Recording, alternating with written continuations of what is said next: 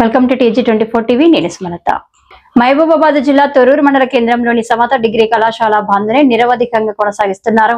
ఈ క్రమంలో కళాశాల అధ్యాపకులు మాట్లాడుతూ ఒక 15 రోజుల్లో అన్ని యూనివర్సిటీల పరిధిలో పరీక్షలు నిర్వహించబోతున్న తరుణంలో ప్రాక్టికల్స్ కి పరీక్షలకి చాలా ఇబ్బందులు ఏర్పడతాయి.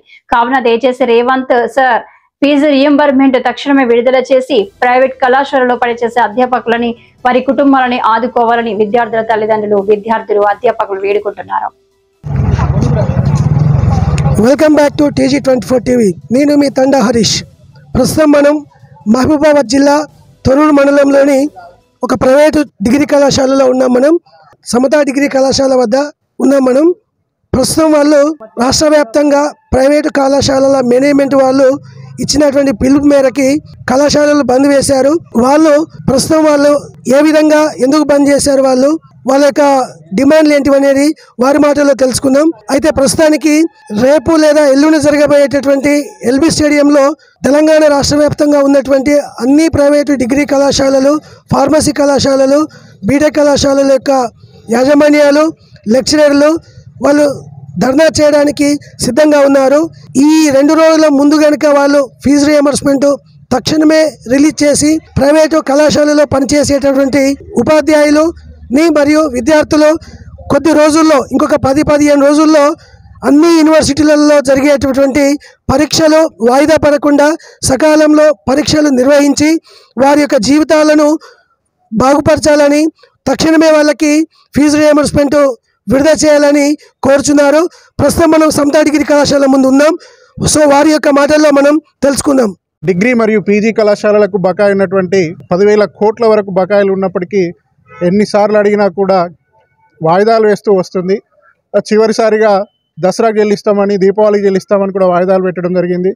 12,000 కోట్ల బకాయిల్లో కేవలం 200 కోట్లు మాత్రమే విడుదల చేసి మళ్ళీ తాచారం చేస్తుంది. కావున విద్యార్థులను, దాంట్లో పనిచేస్తున్నటువంటి అధ్యాపకుల జీవితాలు ఆగం కాకుండా వాళ్ళ భవిష్యత్తును దృష్టిలో పెట్టుకొని తక్షణమే రియంబర్స్మెంట్ విడుదల చేయాలని డిమాండ్ చేస్తున్నాం. రేపు మరియు 11వ తారీఖు జరగబోయే నిరసన కార్యక్రమాలకు, మీటింగ్లకు కూడా భారీ ఎత్తున తరలి వెళ్ళి మా యొక్క ఆవేదనను తెలియజేస్తామని కోరుకుంటున్నాం. ఇది ప్రభుత్వానికి వ్యతిరేకం కాదు, ఇది కేవలం మా నిరసన మాత్రమే.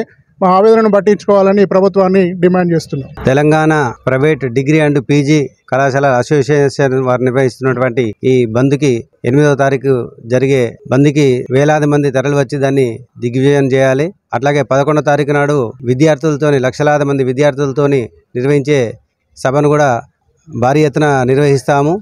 దీనికి అంతటికీ స్కాలర్షిప్ మెయిన్ బేస్ కాబట్టి ప్రభుత్వం ఇప్పటికైనా స్కాలర్షిప్లు విడుదల చేసి ఆ విద్యార్థుల ఒక భవిష్యత్తును కాపాడాలని చెప్పి కోరుకున్నాం. వాళ్ళకి ఎగ్జామ్స్ టైం ఇది, తర్వాత వాళ్ళకు క్లాసులు జరగక చాలా ఇబ్బంది పడుతున్నారు, పేరెంట్స్ కూడా ఇబ్బంది పడుతున్నారు. అట్లాగే ప్రైవేట్ లెక్చరర్స్ కూడా, వాళ్ళ కుటుంబాలు కూడా రోడ్డును పడే పరిస్థితి ఏర్పడింది. కాబట్టి తక్షణమే స్కాలర్షిప్లు విడుదల చేసి ప్రభుత్వం తక్షణ స్కాలర్షిప్ విడుదల చేయాలని చెప్పేసి కోరుకుంటాం. రాష్ట్ర వ్యాప్తంగా కళాశాల రియంబర్స్మెంట్ మరియు స్కాలర్షిప్లు రిలీజ్ చేయని అంశాన్ని దృష్టిలో పెట్టుకొని రాష్ట్ర వ్యాప్తంగా ఉన్న అన్ని ప్రైవేటు డిగ్రీ అండ్ జూనియర్ కాలేజీల పీజీ కాలేజీల సమాఖ్య నిర్ణయం మేరకు ఈ నెల 8వ తారీఖున అధ్యాపకులతోని ఎల్బీ స్టేడియంలో పెద్ద బహిరంగ సభ నిర్వహించడం జరుగుతుంది. అదేవిధంగా ఇదే నెల 11వ తారీఖున లక్షలాది మంది విద్యార్థులతోని మహాగర్జన సభను కూడా ఇదే సమాఖ్య తరపున మేము నిర్వహించదలుచుకున్నాం. విద్యారంగాన్ని ప్రభుత్వం చేస్తున్న ఈ నిర్లక్ష్యానికి నిరసనగా ఇది పెద్ద ఎత్తున జరగబోతుంది. ఇప్పటికైనా ప్రభుత్వం కళ్ళు తెరిచి ఈ రియంబర్స్మెంట్ నిధులను వెంటనే విడుదల చేయాలని కోరుతున్నాం. అన్ని ప్రభుత్వ కళాశాలతో పాటు ప్రైవేట్ కళాశాలలు కూడా ఈ బంద్ పాటించడం జరుగుతూ ఉంది. ముఖ్యంగా కళాశాలలకి ముఖ్యమైనటువంటి సోర్స్ రూరల్ ఏరియాలలో ముఖ్యమైన కావాల్సినటువంటి విద్యార్థులకి ఫీ రియంబర్స్మెంట్ మీదనే కాలేజీలు నడుస్తున్నాయి. విద్యార్థులు కూడా ఆ రియంబర్స్మెంట్ మీదనే చదవడం మొదలుపెట్టారు. ఇది ఎప్పటి నుంచో ఉన్న స్కీము. దీన్ని మెల్లమెల్లగా నీరు కార్చే ప్రయత్నం జరుగుతూ ఉంది. ముఖ్యంగా గ్రామీణ ప్రాంతాలలో విద్యార్థులు మొత్తం ఒక ఉన్నత విద్యను అభ్యసించాలంటే స్వతహాగా వాళ్ళు చదువుకునే పరిస్థితులు లేరు. పూర్తిగా ప్రభుత్వం ఇచ్చేటువంటి రియంబర్స్మెంట్ ఆధారపడి ఉన్నారు.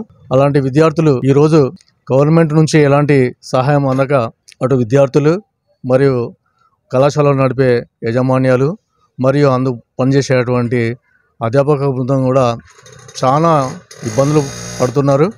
ఇది ఏ ఒక్క సెక్షన్కి సంబంధించిన విషయం కాదు.